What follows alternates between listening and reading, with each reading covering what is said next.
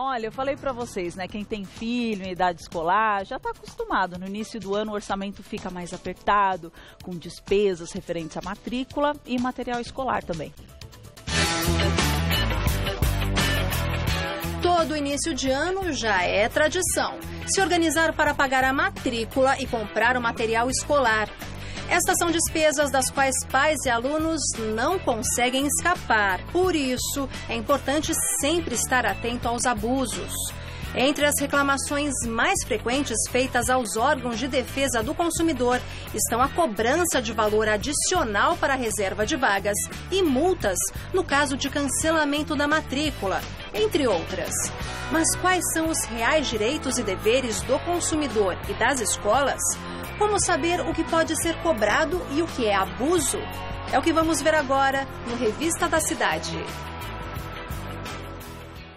Maravilha! Estamos recebendo o Murilo Secchieri, vice-presidente da Comissão de Defesa do Consumidor da OAB São Paulo e professor da Damásio Educacional. Seja bem-vindo, tudo bem? Tudo bem, e você? Muito obrigado pela oportunidade. Imagina, a gente que agradece a sua presença. É interessante porque nessa época do ano, os pais ficam preocupados na hora de comprar o material todo, de fazer a matrícula.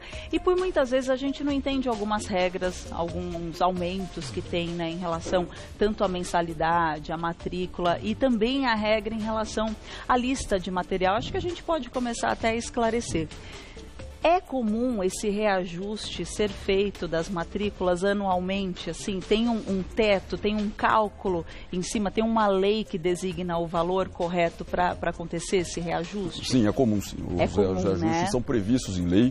A lei prevê um piso, e o piso é a manutenção da mensalidade, da última mensalidade que foi aplicada no período anterior. Mas esse piso pode ser acrescido de despesas a mais que a escola passou a ter nesse novo semestre, nesse novo ano letivo.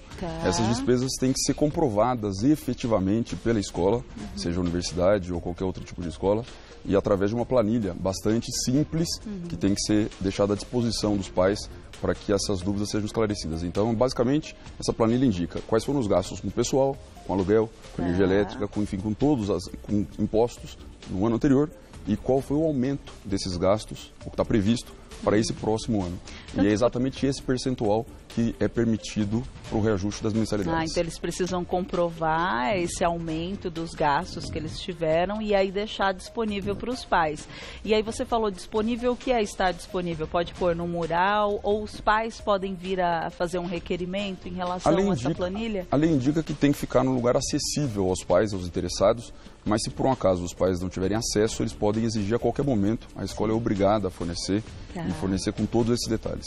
E essa planilha, assim, tem alguma regra para elaborar essa planilha? Alguma lei que assegura? A lei que prevê essa possibilidade de reajuste, esse limite de reajuste, ela prevê também o modelo dessa planilha, que esse modelo é um decreto que regulamentou a lei, prevê o modelo exatamente para que ele seja simples o suficiente para que um leigo consiga entender qual foi a razão pela qual o aumento houve. Quer dizer, aumento pode haver, mas nunca pode ser arbitrário, nunca pode ser abusivo, ele depende de critérios que a lei autoriza. Tá, você tem que comprovar mesmo por A mais B o porquê que você está realizando aquele reajuste.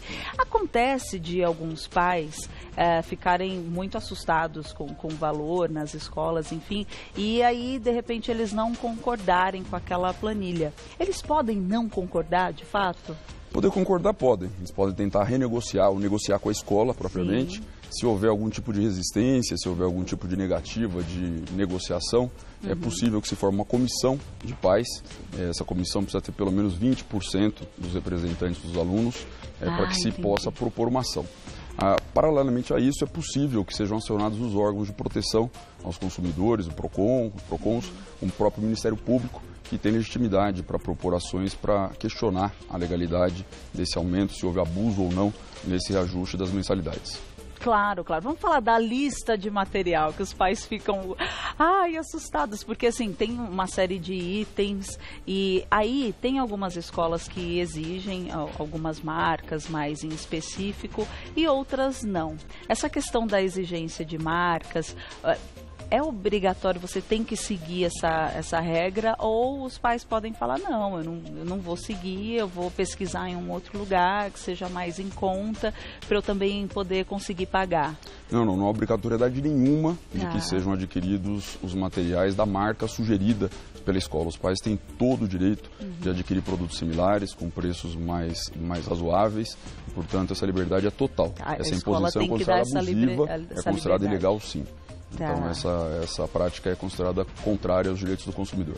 Tá, que assim, normalmente é bem raríssimas, né, escolas que acabam fazendo isso, assim, que a grande maioria deixam aberto mesmo, a gente não sabe a condição social que a pessoa está vivendo, né, financeira, melhor dizendo, então aí acaba complicando mesmo para quem vai fazer, né, a lista e quer dar de tudo para o filho ali, para que não falte nenhum material. Agora, em relação a um material coletivo, que algumas escolas acabam se utilizando e colocando no orçamento, é legal essa lista de material coletivo? As escolas podem impor isso? Essa era uma prática muito frequente até o ano de 2013. As escolas incluíam na lista de materiais alguns itens que elas próprias são e sempre foram obrigadas a fornecer. Papel higiênico, material de limpeza, enfim, jogos, brinquedos que os alunos usariam de modo coletivo. Isso para fazer um estoque para a própria escola às custas dos pais dos alunos. Por conta disso, houve uma mudança na lei e que passou a proibir terminantemente que fossem exigidos na lista de materiais bens de uso coletivo. Só os materiais de uso individual dos alunos é que podem ser incluídos na lista. Fora isso a ilegalidade. Isso a lista, né? Agora, na hora de fazer todo o cálculo da mensalidade, isso são outros 500. Naquela planilha em que a escola justifica o motivo pelo qual faz o reajuste naquele ano, esses gastos envolvendo esses materiais de uso coletivo, eles podem ser apresentados e podem ser um dos motivos pelos quais o reajuste é feito. Claro. Tem até uma pergunta muito interessante, porque assim, é normal, ainda mais em escolas, que pede, sei lá, um monte de lápis de cor, e as crianças acabam juntando. É legal a escola fazer isso, de pegar e juntar todos os lápis e tal, se os pais quiserem reivindicar, falar, não, mas vocês pediram lápis de cor para cada aluno, aí junta tudo, eu acredito que entre na questão da coletividade ou não entra? Isso pode ser até um recurso pedagógico de incentivar o uso coletivo, com o compartilhamento. Isso pode ser interessante, mas depende muito da linha pedagógica que a escola adota.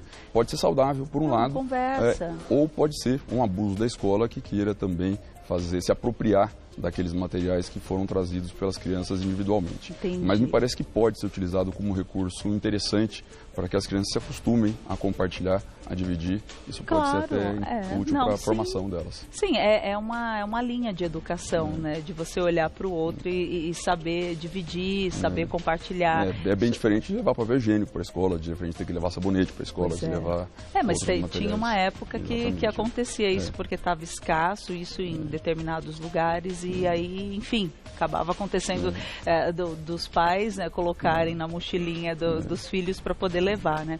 Agora, voltando à questão da matrícula, porque é interessante, a gente vai fazer um vestibular, que é muito legal, todo mundo fica ansioso, né? Aí faz o vestibular, passa, legal, paga a matrícula, só que aí você passa em um outro lugar e você muda de ideia, aí vai pagar a matrícula lá. Eu tenho o direito de receber o reembolso da matrícula na instituição que eu já paguei a matrícula, mas que eu não vou estudar, que eu desisti? Existem algumas situações um pouco diferentes. Se o curso ainda não começou, se ainda é possível que haja uma segunda, terceira chamada, uma outra lista, e que aquela vaga do desistente seja preenchida, a instituição tem a obrigação de devolver integralmente. Não prestaram serviço nenhum e, portanto, não há motivo nenhum para retenção. Sim. Se, por um acaso, houve algum tipo de serviço administrativo que foi desempenhado pela escola em razão daquela matrícula, a desistência é permitida e eles podem reter um certo percentual que se considera como sendo de 20% como razoável. Acima disso, se considera abusivo, a não ser que a desistência seja manifestada depois que as aulas já começaram. Ah, sim. Mas a grande maioria acaba devolvendo, né? É só ter um diálogo. A discussão fica por conta do percentual. A devolução, de fato, é quase sempre admitida, mas a discussão fica por conta do percentual que vai ser retido. Murilo, eu quero agradecer muito os esclarecimentos. É bom, né, a gente pontuar alguns detalhes, saber que dá para você agir às claras, sempre com a instituição que você está levando o seu filho ou a instituição educacional que você também está frequentando. Agradecer mais uma vez, Murilo Sechieri, vice-presidente da Comissão de Defesa do Consumidor da OAB São Paulo e professor da Damásio Educacional. Deixa eu te dar um beijo. Obrigada. Um ótimo dia para você. Obrigado pela oportunidade.